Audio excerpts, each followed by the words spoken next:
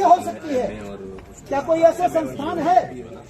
40-45 वर्ष की उम्र में व्यक्ति अपने परिवार को पालेगा। बेरोजगार आदमी कैसे अपने परिवार को पालेगा? 2 सालों तक घर से बाहर रह पाएगा? उसके घर को कौन संभालेगा? उसके बच्चों को कौन पढ़ाएगा? बेरोजगारों के साथ, शास्त्रीय बेरोजगारों के साथ आज धक्का मजाक कर रही है सरकार। हिमाचल सरकार शर्म करो, शर्म करो, शर्म करो। भारत की 2 प्रतिष्ठाएं हैं। भारतस्य प्रतिष्ठित द्वये संस्कृतम संस्कृतिस्तथा। भारत की 2 ही प्रतिष्ठाएं रही हैं, जिन प्रतिष्ठाओं के कारण से भारत विश्व गुरु बना है। जयतु संस्कृतम जयतु भारतम, जयतु भारतम। शास्त्रियों के साथ खिलवाड़ करने वाली सरकार नहीं चलेगी, नहीं चलेगी, नहीं चलेगी। शास्त्रियों के साथ खिलवाड़ करने वाली सरकार नहीं चलेगी, नहीं चलेगी, नहीं चलेगी। भारत जिस कारण से विश्व गुरु था वो है संस्कृत और संस्कृति, सनातन संस्कृति। संस्कृति, सनातन संस्कृति, संस्कृताश्रिता। वो सनातन संस्कृति संस्कृत पर आश्रित है। भाइयों, आज बड़े दुर्भाग्य की बात है, हमारे ऊपर बहुत से विदेशियों ने शासन किया, मुगलों ने शासन किया, अन्य बहुत लोगों ने शासन किया। हम उस बात में नहीं जाएंगे, लेकिन उन्होंने हमारी संस्कृति को उजाड़ना चाहा, मिटाना चाहा। सनातन संस्कृति नहीं मिटेगी, क्योंकि सनातन वही है जो पहले भी था, आज भी है, आगे भी रहेगा। देव भाषा का मजाक बनाने वाली सरकार होश में आओ, होश में आओ, होश में आओ। संस्कृति के साथ खिलवाड़ करने वाली सरकार शर्म करो, शर्म करो, शर्म करो। सनातन को मिटाने वाले स्वयं मिट गए, लेकिन सनातन नहीं मिटा, वो मिट भी नहीं सकता। जब जब भारत में संस्कृति पर आघात हुआ है, संस्कृत पर आघात हुआ है, तब तब हमारे पुरखों ने, हमारे बुजुर्गों ने सभी सुखों को छोड़ करके जंगलों का रास्ता लिया है। जंगलों में जाकर के कंदमूल खा करके, घास पत्ते खा करके इस संस्कृत को जिंदा रखा है। आज हमारे ऊपर है, हमें भी संस्कृत के लिए लड़ना पड़ेगा। बड़े दुर्भाग्य की बात है कि गुरुकुल बंद हो गए। आज तक भारत की सरकार कहीं पर भी गुरुकुल को चलाने के लिए कुछ नहीं कर रही है। सनातनियों के मंदिरों से पैसा तो लिया जाता है, लेकिन सनातन धर्म की रक्षा के लिए, संस्कृत की रक्षा के लिए कोई गुरुकुल नहीं चलता है। बड़ी शर्म की बात है। आज हिमाचल में कुछ संस्कृत कॉलेज हैं, विद्यालय हैं, जहां पर शास्त्रों का अध्ययन होता है, लेकिन आज इस काले कानून के कारण से वो संस्कृत कॉलेज भी बंद होने की कगार पे। हम ये नहीं चलने देंगे। जो संस्कृत पर आघात करेगा वो हम सबका शत्रु है। दुखों की सरकार को भेजो हरिद्वार को, दुखों की सरकार को भेजो हरिद्वार को।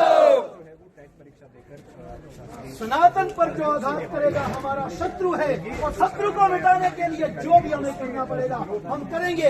हम सरकार से पूछेंगे ये डिग्री किस काम की है, किस लिए हमें दी। हमारे गरीब माँ बाप के पैसों को जो जिन्होंने हमारे ऊपर उसको लगाया, ये डिग्री हमने दी, आज हम इस डिग्री का क्या करेंगे? सरकार इस बात का जवाब दे, इस डिग्री से हम क्या कर सकते हैं? ना हम +2 हैं, ना हम ग्रेजुएट हैं, हम क्या हैं? जो हमारे लिए संस्कृत वही पढ़ा सकता है जिसने सही से व्याकरण पढ़ा है। जो एक विषय लेकर के संस्कृत पढ़ता है, वो सही से व्याकरण नहीं पढ़ता है। संस्कृत को व्याकरण पढ़ने के लिए 1 वर्ष नहीं, 2 वर्ष नहीं, 5 वर्ष की आयु के बाद जो बच्चा निकलता है और वो गुरुकुल में जाता है, पहले उसके संस्कार किए जाते हैं। बिना संस्कारों के संस्कृत आ ही नहीं सकती, उसको अधिकार ही नहीं है। जिसके पास संस्कार नहीं हो, संस्कृत नहीं पढ़ सकता, वो पढ़ ही नहीं पाएगा। उसको सुशिक्षित होने के लिए संस्कारों की आवश्यकता है। संस्कारों में रह करके, ब्रह्मचर्य का पालन करके, फिर जब हम पूर्व मध्यमा में प्रवेश करते हैं तो 2 वर्षों में पूर्व मध्यमा भाइयों व्याकरण शास्त्र में करनी पड़ती है। फिर उत्तर मध्यमा हमें 2 वर्षों में व्याकरण में करनी पड़ती है, 3 वर्षों में शास्त्री व्याकरण में ही करनी पड़ती है। हम आधुनिक विषयों को लेकर के संस्कृत के सभी विषयों को पढ़ते हैं, लेकिन आज हमारी पहचान कुछ भी नहीं है। हम मात्र टीकाधारी नहीं है। हम सरकार को बताएंगे हम मात्र टीकाधारी शिखाधारी नहीं है, हम संस्कृतज्ञ हैं। संस्कृत का अपमान, संस्कृत के ह्रास के लिए ऐसी नीतियाँ कभी स्वीकार नहीं की जाएगी। तख्त बदल दो, ताज बदल दो, बेईमानों का राज बदल दो। तख्त बदल दो, ताज बदल दो, बेईमानों का राज बदल दो। तख्त बदल दो, ताज बदल दो, बेईमानों का राज बदल दो। भाइयों, आज बड़े प्रताड़ित हुए हैं। ये सदा से होता आ रहा है, आज ही नहीं, ये पहले से होता आ रहा है। ये संस्कृत कॉलेज ये पहले से होता आ रहा है। हमारे बीच में ही जयचंद पैदा होते हैं। रक्षा होती है। हम सबसे पहले शास्त्री हैं, हम संस्कृत के अनुरागी हैं, लेकिन कुछ संस्कृत पढ़ करके, कुछ डिग्रियां हासिल करके आज नए नियमों का स्वागत कर रहे हैं। वो आज यह सोच रहे हैं कि हम नौकरी लग जाएंगे। जयचंद ने भी यही सोचा कि अगर आज मैं मुगलों के साथ मिलूंगा तो शायद मैं राजा बन जाऊंगा, मुझे रियासत मिलेगी।